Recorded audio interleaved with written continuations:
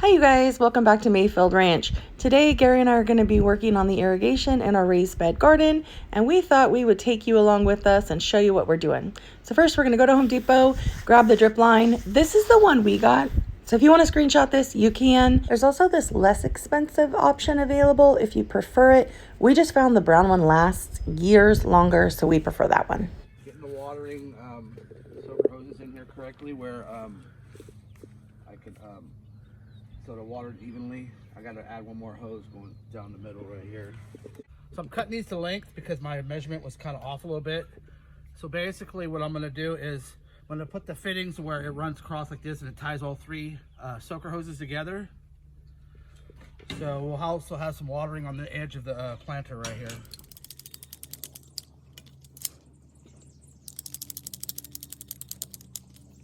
So this is a pipe cutter for PVC pipe, but I use it for soaker hoses also. It works just fine. Make sure that I've had problems in the past where these got dirty inside. You want to keep them clean and oiled. So other than that, when you're cutting these hoses, you want to make sure, you see these little holes right here? You want to make sure you cut a little far back, because if you don't, those fittings won't go on correctly and they'll pop off. I had that problem first year I put these in.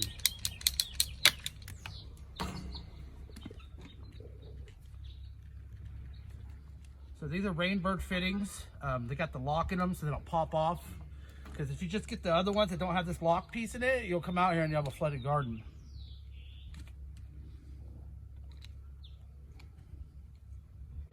You push them in and it doesn't pull out because it's got like a little insert that goes in. So the hose goes over that insert and it locks it in.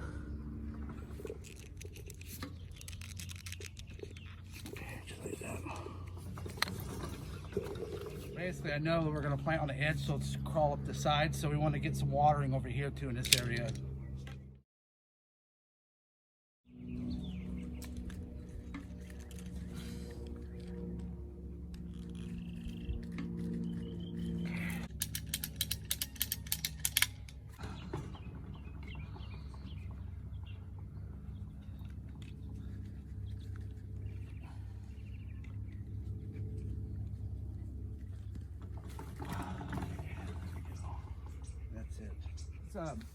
On these soaker hoses, if you ain't careful, they'll get plugged up. So I have an inline filter.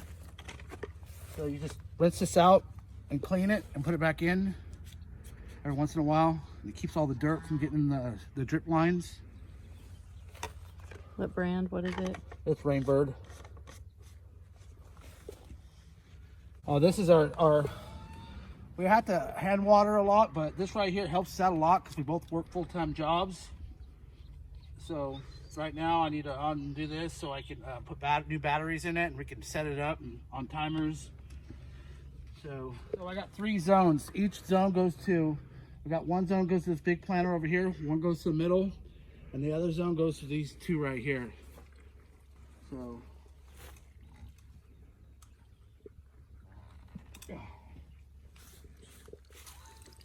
So we initially, off the spigot, we have a splitter. So one goes to the hose, so you could just turn that valve and we can use the hose.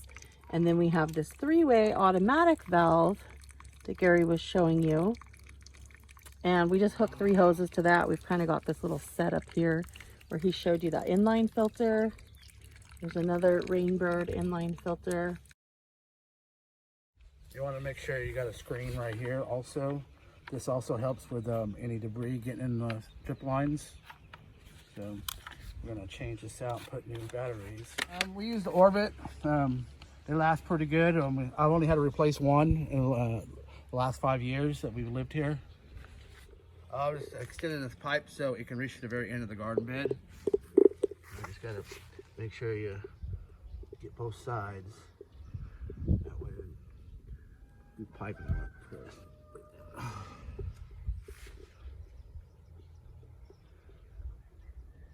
Oh, you just want to make sure you glue both ends.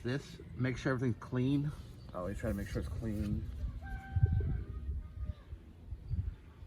And then it just makes it slide in easier when you glue both sides, just like that. Okay, so we're using this Christie's PVC or it's hot blue glue. And essentially this is like a plastic weld. So you want to get it on both sides of the pipe that you're going to be putting together.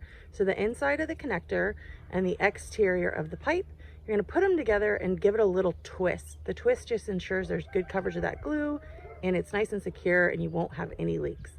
So super easy to do this if you've never worked with PVC pipe. Just definitely make sure you're working with a clean pipe. Cover both sides of it with that blue glue. Put it together with some force and give it a little twist. And then be sure to wait at least 10 minutes before you pressurize the line with water. I'm just putting this elbow right here so I can get proper coverage on the garden bed with the soaker hoses or irrigation drip line. So basically I want to put it like this, and then it'll water that whole edge right there so we can have some climb up on the trellis right here.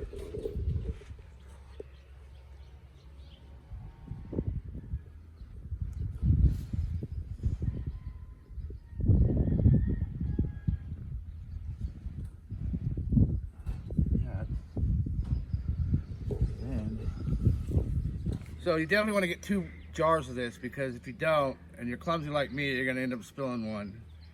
So be sure to get enough glue. Always can't have too much. Just sitting here under my shade tree.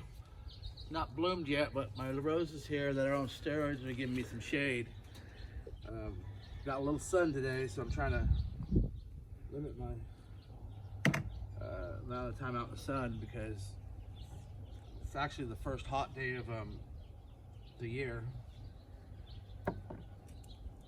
Here's our tree. It's huge. It's a big walnut tree. So when it finally blooms, we'll have a ton of shade in our backyard. But for right now, these rose trees are like, I don't know, vining roses, I guess. They kind of crawl around. They're usually really pretty, but they haven't bloomed out yet. So they do give a little bit of shade for this bench.